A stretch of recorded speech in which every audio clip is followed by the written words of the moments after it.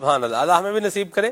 مجھے وہ وقت نہیں بھولتا اس وقت میں پڑھتا تھا جامعۃ المدینہ میں، اور یہ سن 2003-4 کے قریب کی بات جو ہے نا وہ ہوگی. تو گھر جا رہا تھا پنجاب، تو اسی ٹرین میں ہمارے نگران مجلس روحانی علاج حاجی آصف اتاری دامت قدم القدسیہ، حاجی علی رضا اور علی اصغر بھائی، اور یعنی اس طرح ہمارے یہ مجلس جو ہے روحانی علاج والی، اس کے جو بڑے بڑے ذمہ داران یہ بھی سفر کر رہے تھے. تو میں نے بڑا اپنے آپ کو یہ سمجھا، میں کہ چلیں جی اسی ٹرین میں بھی جو ہے سفر کر رہا ہوں. 3-4 ڈبے چھوڑ کے آگے ان بزرگوں کا بھی تھا نشست ان کی.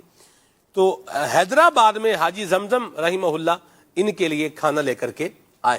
یعنی مجلس مکتوبات تعویذات تارکہ جو اس وقت کہلاتی تھی، ابھی جو مجلس روحانی علاج ہے، شعبہ روحانی علاج ہے، تو ان کے خیر خواہی کا بھی جو ہے وہ ایک انتظام فرمایا. ہاں ایسا ہوا کرتا تھا.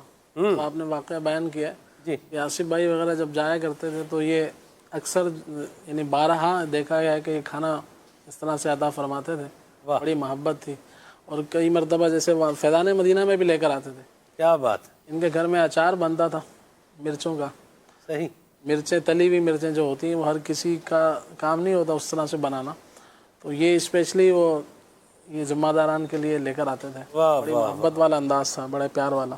یہ ماتحت تھے، حالانکہ یہ سارے اسلامی بھائی ان کے ماتحت تھے، یعنی مرکزی مجلس شورا میں ان کے پاس روحانی علاج کی یہ ذمہ داری تھی، لیکن اپنے ماتحت اسلامی بھائیوں کو یوں اپنے گھریلو سوغات سے مالا مال کرنا یہ بڑی بات ہوتی ہے. سبحان اللہ. مرحبا. اللہ ہمیں بھی یہ اچھے اخلاق جو ہے وہ نصیب فرمائے. کالز دیتے ہیں.